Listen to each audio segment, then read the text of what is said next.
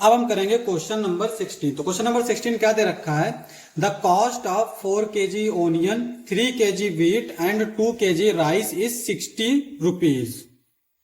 यानी 3 किलो प्याज और 3 किलो गेहूं, 2 किलो चावल का जो रेट है वो है 60 रुपए।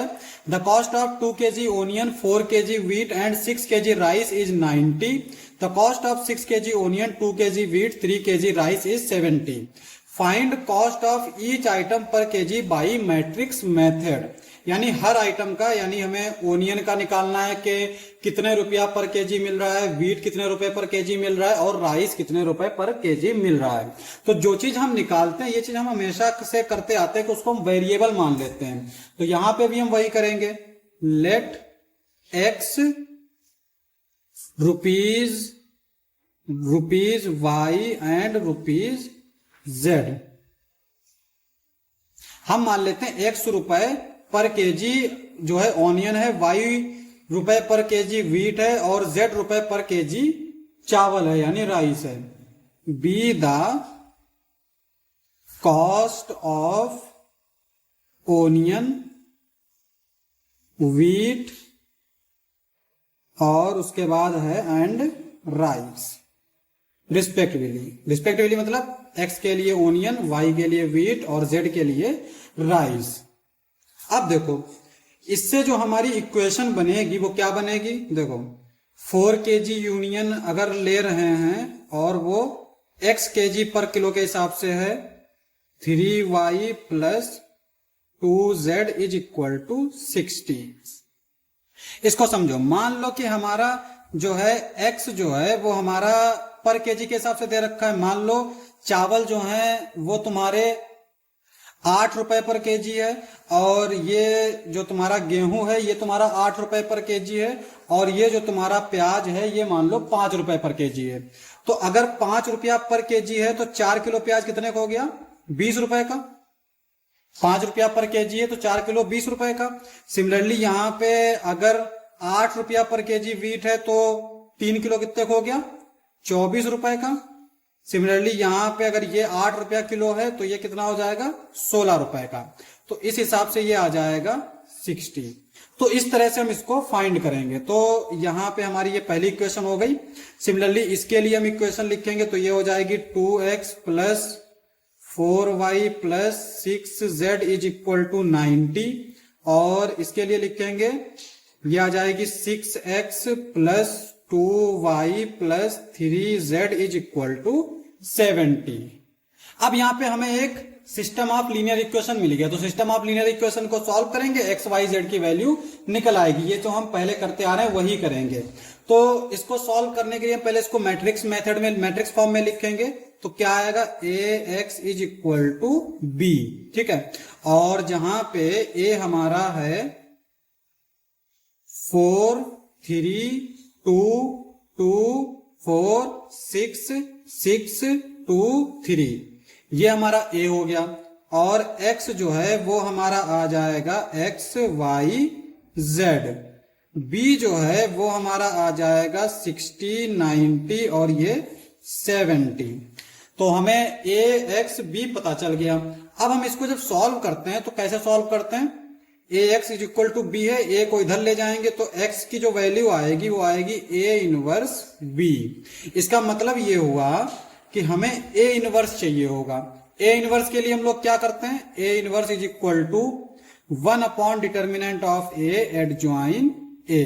तो पहले तो हमें डिटर्मिनेंट चाहिए होता है, फिर एडजॉइंट निकालते हैं। तो यहां पे हम पहले डिटर्मिनेंट निकाल लेते हैं। तो इसका डिटर्मिनेंट क्या आएगा, डिटर्मिनेंट ऑफ a, ये 4, इस कॉलम इस रो को स्किप करेंगे, 3 चक्को 12 माइनस 6 दूनी 12, तो -3। इस कॉलम इस रो को स्किप करेंगे, 3 दूनी 6 और 6 संग 36, तो 6 माइनस 36।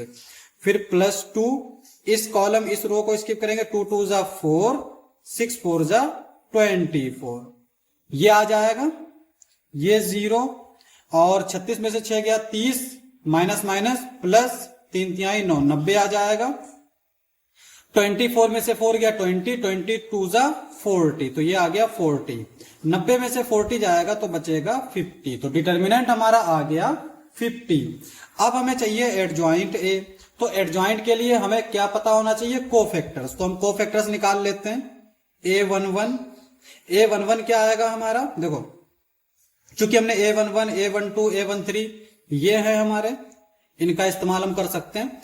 A11 जो है वो हमारा 0 आएगा क्योंकि 12 माइनस 12 0। A12 जो है वो हमारा आएगा 6 में से 36 जाएगा तो माइनस का 30 बचेगा।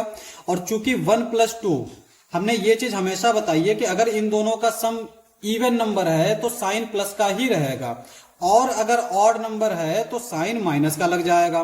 तो यहाँ पे 6 में से अगर 36 जाएगा तो -30 बचेगा, और चूंकि माइनस पहले से होगा तो ये 30 आ जाएगा।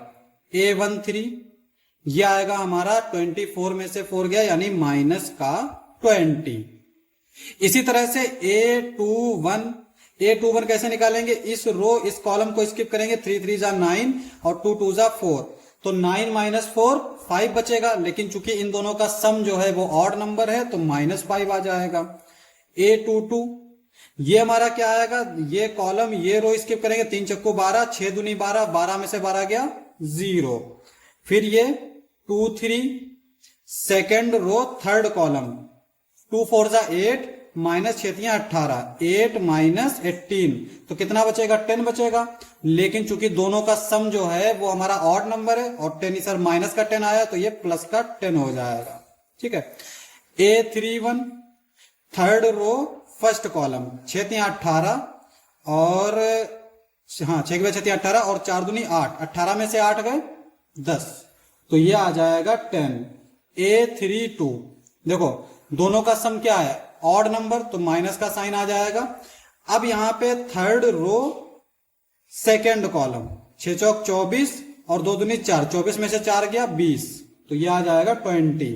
A33 ये हमारा क्या आ जाएगा, third column third row third column, 4 चक्कू 16, 3 दूनी 6, 16 में से 6 गए 10 तो ये आ जाएगा 10। तो इसका मतलब एडजॉइंट ए क्या हो जाएगा, जैसे ये लिखा है सेम ऐसे ही उतार देंगे, यानी 0 -5 10 30 0 -20 -20 10 10 ये आ गया एडजॉइंट ए। तो ए इनवर्स क्या होगा, इसको डिटर्मिनेंट से डिवाइड कर देंगे, तो ए इनवर्स हम लोग निकाल लेते हैं। ए इनवर्स क्या हो जाएगा हमारा, देखो ए इनवर्स जो है वो हमारा हो जाएगा A inverse is equal to 1 determinant A adjoint A, ये होगा हमारा।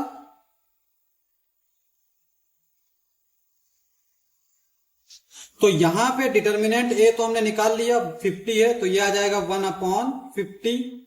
एडजॉइंट ए हमारा क्या है, 0 -5 10 30 0 -20 -20 10 10 ये है हमारा ए इनवर्स।